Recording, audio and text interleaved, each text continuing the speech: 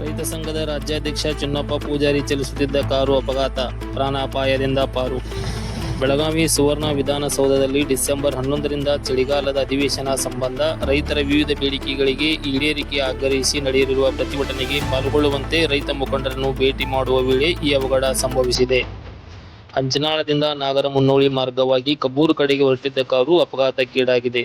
ಸದ್ಯಕ್ಕೆ ಕಾರಿನಲ್ಲಿದ್ದವರಿಗೆ ಯಾವುದೇ ಹಾನಿಯಾಗಿಲ್ಲ ಎಂದು ರೈತ ಮುಖಂಡ ಚಿನ್ನಪ್ಪ ಪೂಜಾರಿ ನ್ಯೂಸ್ ಬೆಲ್ ಕರ್ನಾಟಕ ವಾಹಿನಿಗೆ ಖಚಿತಪಡಿಸಿದ್ದಾರೆ.